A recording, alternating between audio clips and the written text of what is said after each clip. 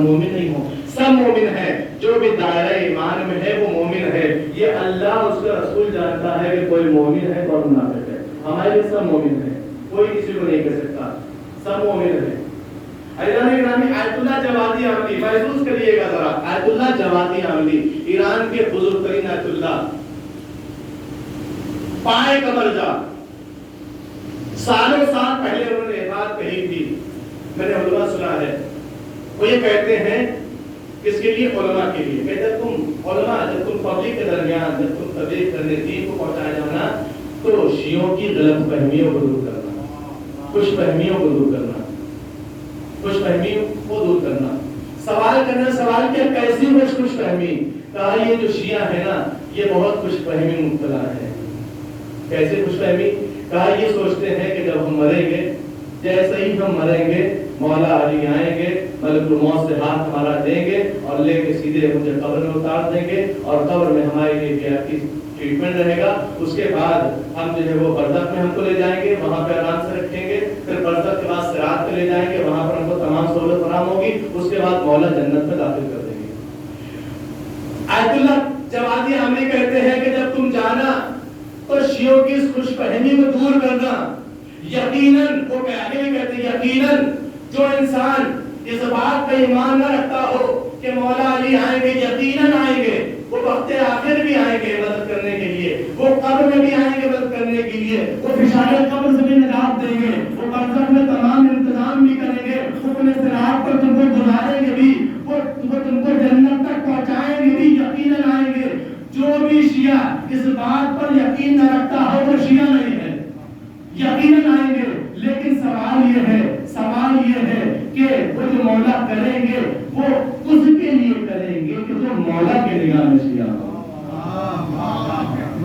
منزل آسان نہیں لانے کے آمین، اس کے لیے کریں گے کہ جو مولا کے نگاہ میں شیعہ ہو۔ بات تو ہو سکتا ہے مولا کی نگاہ میں کون شیعہ ہے، مولا کی نگاہ میں کون مومن ہے؟ ابھی تک تو ہم یہ کہہ رہے تھے کہ سب مومن ہیں، ہم کسی کو منافق نہیں کہہ سکتے، لیکن اب گفتگو یہ کہ مولا کی نگاہ میں کون مومن ہے، خود امیر المومنین کی نگاہ میں کون مومن ہے؟ جو اس لیے کہ قرآن نے کہہ دیا ہے کہ مومن کامیاب ہے۔ اگر مومن کامیاب ہے تو مولا کی نگاہ میں کون مومن ہے؟ تبھی تو کامیابی کا سرٹیفکیٹ ملے گا۔ ہر مومن کامیاب نہیں ہے، وہی مومن کامیاب ہے کہ تو مولا کی نگاہ میں مومن ہو۔ بھائی جناب کمائن نے مولا سوال کیا، مولا بتائیے آخر کون ہے، وہ کون ہے کہ جو کامیاب ہے مولا کی نگاہ میں؟ شیعہ کون ہے؟ مولا نے کہا سنو، ان هذه العلامات اگر ان توجد هذه العلامات اگر یہ علامتیں پائی جا رہی ہوں تو اسے شیعہ کہہ دینا۔ اگر کسی میں یہ علامتیں پائی جا رہی ہو، ان توجد اگر پائی جا رہی ہو تو اسے شیعہ کہہ دینا، اور اگر نہ پائی جا رہی ہو تو وہ شیعہ نہیں ہے بلکہ ماننے والا ہے۔ آپ نے محسوس نہیں کیا وہ علی کا شیعہ نہیں ہے، ماننے والا ہے۔ مولا نے یہاں پر بھی بچا لیا، جس سے جہنم سے بچا لیا۔ ٹھیک ہے میرا شیعہ لیکن ماننے والا ہے، کہ اس نے اگر ہمارا ماننے والا نہیں ہوگا نا تو جہنم واجب ہے اس کے اوپر۔ مولا نے یہاں پہ بچا لیا، دو گروہ بنا دیے، ایک تو علی کا شیعہ ہے اور دوسرا علی کا ماننے والا ہے۔ مولا فرما رہے ان توجد هذه العلامات، گفتگو آپ تک پہنچ رہی ہے کہ نہیں پہنچ رہی ہے؟ باتیں آپ تک پہنچ رہی ہے کہ نہیں پہنچ رہی ہے؟ اگر یہ علامتیں پائی جا رہی ہو تو تم اسے شیعہ کہہ دینا۔ اب جناب کمال ابن زیاد النخعی کی بے چینی اور بڑھ گئی کہ آخر میں ان میں ہوں کہ نہیں۔ مولا سوال کیا، مولا بتائیے وہ کون سی علامتیں ہیں؟ امام نے کہا الاولی الشجاعت، پہلی یہ ہے کہ میرا چاہنے والا میرا شیعہ شجاع ہوگا، دلیر ہوگا، بہادر ہوگا، وہ میدان چھوڑ کر بھاگنے والا نہیں ہوگا بلکہ میدان میں ڈٹ کر مقابلہ کرنے والا ہوگا۔ میرے شیعہ بزدل نہیں ہوگا۔ الثانیہ، دوسری علامت کون سی ہے شیعوں کی؟ کہا السخاوہ، میرا چاہنے والا سخی ہوگا، کنجوس نہیں ہوگا، وہ دین کی راہ میں لٹانے والا ہوگا، وہ اپنے مال کو جمع کر اپنا بینک بیلنس بڑا کرنے والا نہیں ہوگا، بلکہ جب بھی دین کی بات آئے گی وہ دین پر اپنا مال لٹانے والا ہوگا۔ تیسری علامت کہا، تیسری علامت یہ ہے یتمنہ الموت، کہ وہ ایسا ہوگا جو موت کی تمنا کرے گا. اللہ اکبر، موت کی تمنا کرے گا. مولا نے کہا، اب جناب کمائل کہتے ہیں مولا پوری دنیا، جملہ سنیے گا، پوری دنیا اگر ہمیں یا شیعوں کو بہادر کرے فرق کہے، فرق نہیں پڑتا ہے. یہ بتائیے آپ کی نظر میں بہادر کون ہے؟ آپ کی نگاہ میں شجاع کون ہے؟ مولا سے جناب کمائل کہہ رہے ہیں کہ یہ بتائیے آپ کی نگاہ میں بہادر کون ہے، شجاع کون ہے؟ اس لیے کہ دنیا شجاع کہے تو سرٹیفکیٹ نہیں ملے گا. مولا کی نگاہ میں شجاع ہونا چاہیے. آپ کی نگاہ میں شجاع کون ہے؟ شجاعت کسے کہتے ہیں؟ مولا نے مسئلہ نے جواب دیا، کہا ہے کمائل شجاع بہادر بعد میں سمجھنا، پہلے بہادری کو سمجھ لو. نہیں محسوس نہیں کیا آپ نے، بہادر بعد میں سمجھنا، پہلے بہادری کو سمجھ لو. کسے کہتے ہیں؟ جناب کمائل کہتے ہیں مولا بتائیے شجاعت کسے کہتے ہیں؟ اب وہ جملہ یہ جملہ جو آپ کے سامنے پیش کر رہا ہوں، اگر ایمان تازہ نہ ہو جائے، اگر ایمان کی حرارت تیز نہ ہو جائے تو اپنے ایمان کو ٹٹولیے گا. مولا نے کہا کہ اے کمائل سنو، اگر انسان اپنی طاقت اور اپنی دولت کے ذریعے لوگوں میں خوف پیدا کرے تو بہادر نہیں بزدل ہے. اگر اپنی دولت کے ذریعے، اپنی طاقت کے ذریعے لوگوں میں خوف پیدا کرے تو بہادر نہیں ہے بلکہ بزدل ہے. ارے بہادر تو وہ ہے جو اپنے کردار کے ذریعے لوگوں کے دلوں میں قرار دے جائے. سلوات کہتے ہیں محمد والے بہادر وہ نہیں ہے کہ جو لوگوں میں اپنے طاقت کے ذریعے، اپنی پاور کے ذریعے دلوں میں خوف پیدا کرے، ڈر پیدا کرے، بلکہ بہادر وہ ہے کہ جو اپنے کردار کے ذریعے لوگوں کے دلوں پر حکومت کر رہا ہو، اسے بہادر کہتے ہیں. محسوس کیا آپ نے؟ تو کون کامیاب ہے؟ شجاع کامیاب ہے. کون شجاع کامیاب ہے؟ مولا کی نگاہ بہادر کامیاب ہے. دوسری صفت کیا ہے؟ مولا نے کہا سخاوت، سخی ہونا چاہیے. جناب کمائل کہتے ہیں مولا، یعنی اس کا مطلب کیا نکلا؟ مولا کہتے ہیں کہ اب جب شجاعت کا مطلب یہ ہے کہ انسان کو اپنی طاقت، اپنی پاور، اپنی دولت کے ذریعے خوف نہیں پیدا کرنا چاہیے، یعنی انتقام نہیں لینا چاہیے، انتقام نہیں لینا چاہیے، بلکہ صبر اور انتظار کرنا چاہیے. یہ مولا کا میسج ہے، صبر اور انتظار کرنا چاہیے، صبر اور انتظار کرنا چاہیے. جناب کمائل کہتے ہیں مولا یہ تو بہت سخت منزل ہے، بہت سخت منزل ہے، یہ بہت شدید منزل ہے، آسان نہیں ہے اس پہ چلنا. مولا کچھ نصیحتیں کر دیجئے تاکہ اگر ہمارے دلوں میں انتقام کی آگ بھڑک اٹھے تو ہم آپ کے فرمودات کے ذریعے، آپ کی حدیثوں کے ذریعے اس آگ کو ٹھنڈا کر لیں. مولا ذرا کچھ نصیحت تو کر دیے. مولا نے کہا کمائل بیٹھ جاؤ، اور دیکھو ابھی ایک شخص آنے والا ہے نا، وہ آ کر مجھ سے کچھ سوال کرے گا. جب وہ سوال کرے گا تو جو اس کو جواب دوں گا اسی میں تمہاری بات کا جواب ہے. جواب نہیں ہوگا.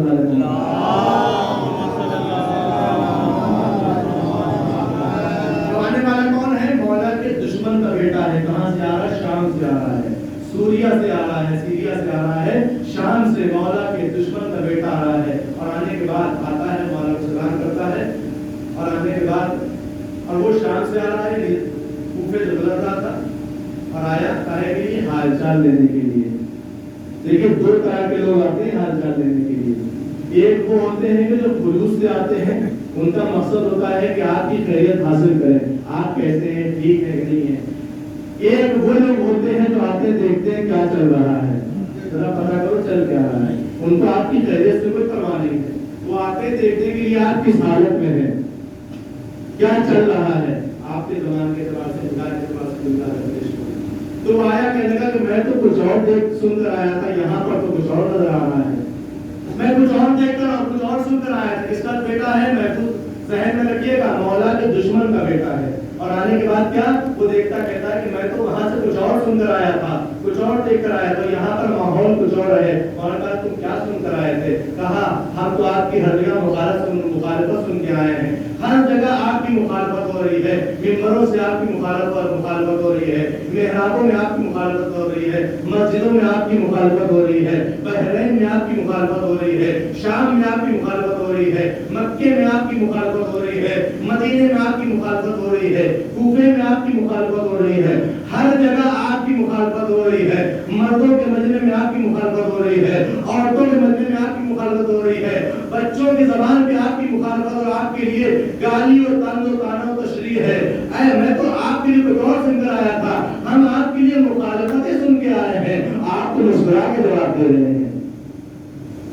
بالکل منظر برعکس 360 ڈگری اس کو بالکل برعکس نتیجہ نظر آیا. اور وہ آنے کے بعد کہتا ہے آپ کی اتنی مخالفت ہو رہی ہے اور آپ کچھ بولتے ہی نہیں ہیں, کچھ کہتے ہی نہیں ہیں, نہ جواب دیتے ہیں, نہ کچھ بولتے ہیں, نہ اس کے خلاف کوئی خطبہ دیتے ہیں. مولا مسکرائے کہ مجھے کیا ضرورت ہے اس کو جواب دینے کی. نہیں, آپ نے محسوس نہیں کیا مجھے کیا ضرورت ہے اس کو جواب دینے کی. میں کیوں اس کو جواب دوں, میں اس کو کیوں جواب دوں؟ آپ کی اتنی مخالفت ہو رہی ہے, آپ اس کو جواب نہیں دے رہے ہیں. مولانا نے مسکرا کے کہا کہ میں اس کو اس لائق نہیں سمجھتا ہوں کہ اس کا جواب دوں. کبھی کبھی کسی کی بات کو یہ کہہ کے نظر انداز کر دینا چاہیے میں کیوں اس کے منہ لگوں, میری اس کی کیا اوقات ہے کہ میں اس کو جواب دوں. کبھی کبھی اس لیے بھی چھوڑ دینا چاہیے. مولانا نے کہا میں اسے اس لائق نہیں سمجھتا کہ اس کا جواب دوں.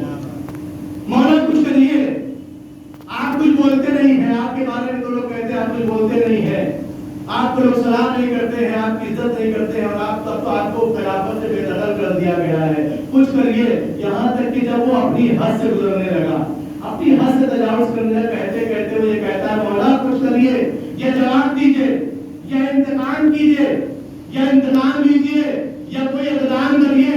اگر آپ نے کچھ نہ کیا تو آپ کا وجود سفید ہستی سے مل جائے گا. اس کا یہ جملہ سننا تھا.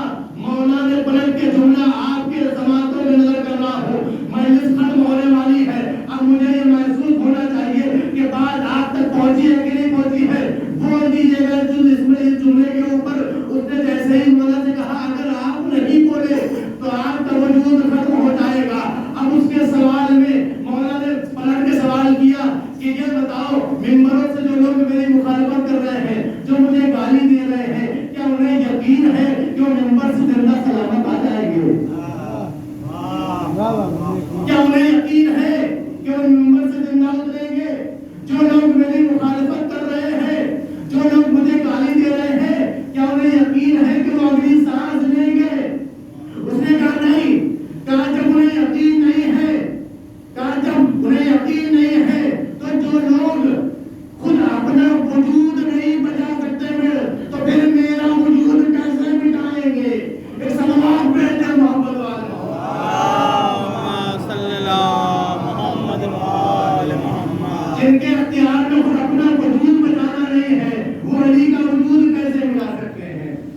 جن کا وجود خود ان کے ہاتھ میں نہیں ہے وہ علی کا وجود کیسے مٹائیں گے؟ جناب سمیل ابن زیاد. اب ہوتا ہے بعض انسان کیا ہوتے ہیں ہٹ درم ہوتے ہیں, نہیں ان کو جواب چاہیے ہوتا ہے. انہوں نے کہا میں اسے جواب دوں. اس نے کہا ٹھیک ہے, پھر بھی آپ کو کچھ بولنا چاہیے, کچھ کرنا چاہیے. انہوں نے کہا اچھا تم ہی بتاؤ میں کیا کروں. بھائی تم ہی بتاؤ, تم کہہ رہے ہو نا, تو تم ہی بتاؤ میں کیا کروں. کہا میں کیا بتاؤں, آپ کے پاس لشکر ہے, نہ لوگ ہیں, نہ عزت ہے آپ کی, نہ لوگوں کو سلام کرتا ہے, آپ کو خلافت سے بے دخل کر دیا, تو آپ کو حکومت نہیں ہے وغیرہ وغیرہ. کہنا ہے کہ اب آپ ایک کام کریے, ان سے انتقام لیجیے, ان سے انتقام لیجیے. شجاعت علامت ہے مومن کی کامیابی کی. یعنی آپ انتقام نہیں لینا ہے, صبر کرنا ہے, انتظار کرنا ہے. اس کو محسوس کہ اس کو جملے کو اپنے ذہن میں رکھیے گا. اس نے کیا کہا, مولا انتقام لیجیے. آپ جو لوگ آپ کو ممبروں سے لعنت ملامت کر رہے ہیں, آپ دعا کریے پروردگار کی بارگاہ میں کہ وہ لوگ جل کر خاک ہو جائیں, ممبر سمیت زمین میں پہنچ جائیں. مولا نے کہا اگر میں اشارہ کر دوں تو یقین ایسا ہی ہوگا. اگر میں اشارہ کر دوں تو یقین ایسا ہوگا. اگر میں سوچ لوں تو پروردگار انہیں بھسم کر دے گا. لیکن اپنے سے بڑا مانا ہے، میں نے بھی کسی کو اپنے سے بڑا مانا ہے، میں کسی کا سجدہ کرتا ہوں، کسی کی عبادت کرتا ہوں، میں نے اپنا معاملہ اللہ پر ڈال دیا ہے، وہ جیسا چاہے کرے، میں نے اپنا معاملہ اللہ کے سپرد کر دیا ہے، وہ جیسا چاہے کرے۔ اب انصاف سے بتائیے گا اللہ نے ان کے ساتھ کیا کیا، اللہ نے ان کے ساتھ کیسا انتقام لیا؟ جو علی کو منبر سے گالیاں دے رہے تھے، نہ ان کی قبروں کا پتہ ہے، نہ ان کی مزاروں کا پتہ ہے، نہ ان کا نام و نشان ہے۔ ارے علی کا نام بھی زندہ ہے، علی کا کام بھی زندہ ہے، علی کا مزار بھی جگمگا رہا ہے، علی کے جانے والے بھی زندہ ہے۔ ایک صلوات بھیج دیں محمد۔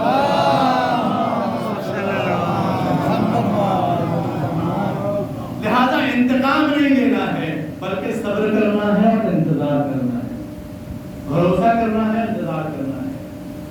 کیوں؟ اس لیے کہ میں اگر تم کسی کو مانتے ہو تو اس پر بھروسہ کرو، اور بھروسے کی دو شرطیں ہیں، صبر کرو اور انتظار کرو۔ کیوں؟ اس لیے کہ اگر آپ نے بارگاہ جہاں سے بھی آپ دعا مانگیے، ایسا نہیں کہ آپ کربلا میں جائیں گے کوئی آپ کی دعا قبول ہوگی، نہیں، کربلا میں جا کے زیارت کا ثواب زیادہ ہے، وہاں پر فرشتے طواف کرتے ہیں، بہت فضیلتیں ہیں، لیکن آپ جہاں پر بھی اہل بیت کے نام لے کر ان سے توسل سے دعا کریں گے آپ کی دعائیں قبول ہوں گی۔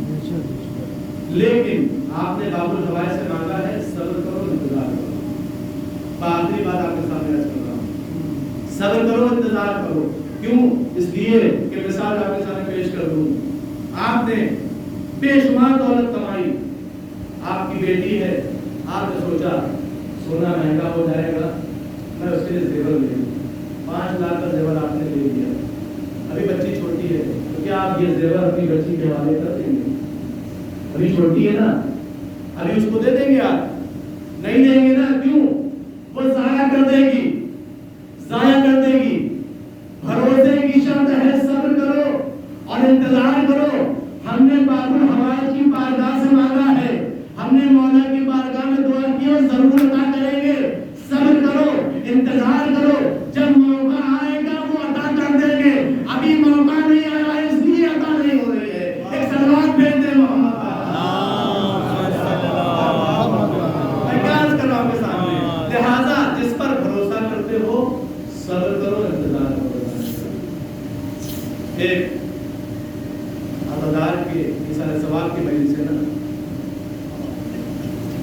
اب آپ ذرا محسوس کریے مولا کا چاہنے والا ہے، عزادار ہے، اگر وہ یقیناً مولا کا چاہنے والا ہے تو یقیناً اس کی قبر میں مولا ضرور آئے ہوں گے، ہمارا ایمان ہے ضرور آئے ہوں گے، اور صرف آئے نہیں ہوں گے بلکہ آنے کے بعد جب پہنچے ہوں گے یہ اٹھا ہوگا اپنی جگہ سے احترام میں، کتابوں میں لکھا ہے، یہ اپنی جیب سے نہیں پڑھ رہا ہوں، کہ جب مولا آتے ہیں آنے کے بعد ظاہر سی بات ہے احترام میں ہو جاتے ہیں لوگ، بیٹھایا بیٹھ جاؤ، اور اس کے بعد کچھ ہماریاں آنا شروع ہوتی ہیں، کہاں؟ قبر میں، قبر وسیع کر دیتا، قبر دینا میدان بنا دیتا ہے، اس کے لیے مولا کے چاہنے والے کے میدان بنا دیتا ہے۔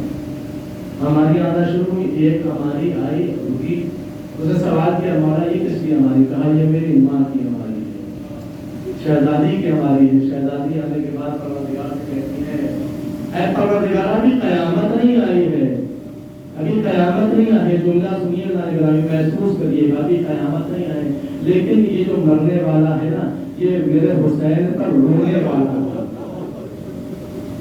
یہ اس پر گریہ کرنے والا تھا، اے پروردگار اس کے لیے جنت کے دروازوں کو کھول دے، اس کے لیے یہیں پہ جنت کے دروازوں کو کھول دے۔ مرنے والا چلا گیا، مولا کا عزا تھا نہ جائے گرامی، بھروسے کی بات ہو رہی ہے، میں آپ کو اپنی منزل پہ لے کے آ گیا، ذرا انصاف سے بتائیے امام حسین کو کتنا بھروسہ تھا اپنے پروردگار پہ، کتنا بھروسہ تھا، اور امام حسین کو اپنے اصحاب پہ کتنا بھروسہ تھا، کتنا بھروسہ تھا امام حسین کو اپنے اصحاب پہ کہ روز شب عاشور مقاتل نے لکھا ہے کہ امام حسین نے ایک وقت ایسا کہا ہے اصحاب بابا میں نے تم سے اپنی بیعتوں کو اٹھا لیا ہے، تم جہاں جہاں چاہتے ہو جانا ہو چلے جاؤ، حسین تمہاری جنتوں کا ضامن ہے، ایسا نہیں ہے حسین کریم ابن کریم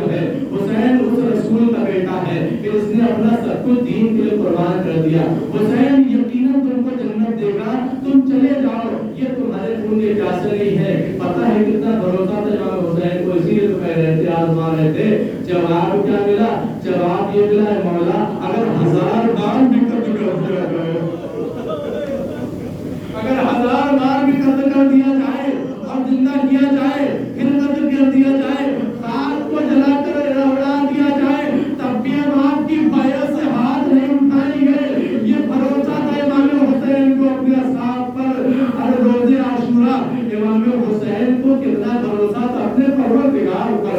اللہ نے کہا سب کچھ لٹانے کے بعد، اکبر کو قربان کرنے کے بعد، عباس کو قربان کرنے کے بعد، قاسم محمد کو قربان کرنے کے بعد، جب سب کچھ ختم ہو گیا، سب کچھ لٹا دیا حسین کو، ایسے ہی نہیں امام حسین کے لیے رونا جنت کی ضمانت، ایسے ہی نہیں، امام حسین نے بھی اللہ کے لیے بہت کچھ قربان کیا ہے۔ تبھی اللہ نے ان کو یہ مرتبہ دیا ہے کہ ایک آنسو جنت کا پروانہ ہوتا ہے۔ امام حسین نے سب کچھ لٹا دیا، کچھ نہیں بچا۔ اب پروردگار عالم کی بارگاہ میں امام حسین نے دامن کو پھیلایا، کہا معبود آپ صرف اصغر بچا ہے، بھروسے کو محسوس کریے، اب صرف اصغر بچا ہے، کوئی نہیں بچا ہے۔ امام حسین نے کہا معبود میں اصغر کو بھی قربان کر دوں گا۔ اب جناب اصغر کو میں بہت ہی جلدی آپ کو اپنی منزل پہ لا رہا ہوں اور تمام ہو رہا ہے۔ جناب علی اصغر کو بھی قربان کرنے کے بعد جب امام حسین آپ نے سنا ہے نا دامن کو جھاڑ کر جب اٹھے ہیں نا تو پروردگار عالم کی بارگاہ میں کہا بارے لاہا اب میرے ہاتھ بھی خالی ہے اور دامن بھی خالی ہے، کچھ نہیں بچا، سب قربان کر دے۔ اللہ اکبر۔ سب قربان کرنے کے بعد اب وہ جملہ جو میں آپ کو سنا چاہتا ہوں، حسین نے کہا اے بارے لا میں نے اکبر کو قربان کر دیا، میں نے اصغر بھی قربان کر دیا، عباس قربان کر دیا، اور محمد قربان کر دیے، قاسم کو قربان کر دیا، کچھ نہیں بچا معبود، لیکن اے بارے لاہا میں نے سب کچھ قربان کر دیا۔ ارے اس نے کیا پایا جس نے تجھے کھو دیا، اور جس نے تجھے پا لیا اس نے کیا کھویا؟ یعنی میں نے سب کچھ قربان کر دیا لیکن مجھے تو مل گیا معبود، اب مجھے کوئی شکوہ نہیں ہے۔ یہ بھروسہ تھا امام حسین کو اپنے پروردگار پر۔ ہاں جانے گرامی، جو مختار کے دربار میں جب حمید ابن مسلم کو لایا جاتا ہے نا اور اس سے مختار نے اس سے پوچھا یہ بتاؤ کہ تم نے کربلا کے میدان میں کیا دیکھا، یہ بتاؤ تم نے کربلا کے میدان میں کیا دیکھا۔ آپ جملے کو برداشت نہیں کر پائیں گے، گھروں تک روتے جائیں گے، یہ میرے لیے میرا وعدہ ہے۔ حمید ابن مسلم کہتا ہے مختار تو برداشت نہیں کر سکتا، تو سن نہیں پائے گا۔ مختار کہتے ہیں تو بیان کر، میں حوصلہ رکھتا ہوں، میں نے حسین سے توسل کیا ہے، میں ان کی مصیبت سننا چاہتا ہوں، ان پر کیا ہوتی ہے۔ حمید ابن مسلم کہتا ہے سنیں گے سنیں گے نا۔ حمید ابن مسلم کہتا ہے اے مختار کربلا کے میدان میں جب حسین نے آخری حملہ کیا ہے، اس لیے کہ جو فوج بیرتوں میں بیٹھی ہوئی تھی ان کے ہتھیار نہیں تھے، فوج بہت زیادہ تھی، ہتھیار کم تھے، تو کسر ساتھ تھے، سب کو پتھر لے کر بیٹھنے کے لیے کہا تھا، پتھر لے کر بیٹھنے کے لیے کہا تھا۔ سلام حسین پر، اس لیے کہ جو تلوار سے مارتا ہے وہ سامنے آ کے مارتا ہے، جو تیر سے مارتا ہے وہ سامنے سے مارتا ہے، جو نیزے سے مارتا ہے وہ سامنے سے آتا ہے۔ روایت بتاتی ہے کہ حسین مظلوم پر پتھروں کی بارش ہو رہی تھی اور ہر پتھر پر جو حسین کے جسم اطہر پر پڑتا تھا حسین بے ضابطہ فریاد کرتے تھے سبحان اللہ سبحان اللہ سبحان اللہ، اللہ اکبر۔ یہ کیسا جگر تھا امام حسین کا، ہر فریاد پر، ہر پتھر پر امام حسین فریاد کر رہے تھے سبحان اللہ سبحان اللہ سبحان اللہ۔ حسین سے گرا گیا، دین سے زمین پر آئے۔ ایک اور شخص کو مختار کے دربار میں جب لایا گیا نا، اس سے پوچھا گیا بتا تم نے کربلا میں کیا دیکھا، تو بھی یہ جملہ کہتا ہے کہ مختار تو برداشت نہیں کر پائے گا، پوری کربلا کی تاریخ میں جو میں نے دیکھا ہے وہ کسی نے نہیں دیکھا، جو میں نے دیکھا ہے عزادارو حسین کو رونا جنت ہے۔ ارے شہزادی پرسہ لینے کے لیے آتی ہے، آج جو مرا ہے نا اس کی پرسے کی ضمانت، اس کی بخشش کی ضمانت شہزادی کے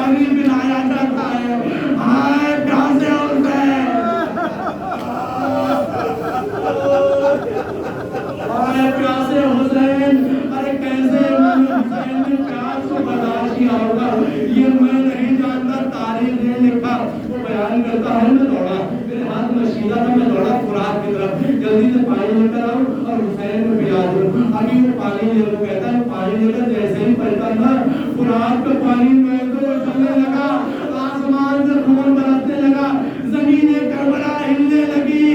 میں نے جیسے ہی دھول ہٹی میں نے کیا دیکھا, شمر کے ایک ہاتھ میں خنجر ہے, ایک ہاتھ میں سر حسین ہے, پھر بھی جی شمر لڑ رہا ہے. میں نے مجلس کو تمام کر دیا. ارے جو بھی جن کے گھر والے ہیں, جو مرحوم کے گھر والے ہیں, ان کے لیے یہ جملہ تسکین قلب کا باعث ہوگا.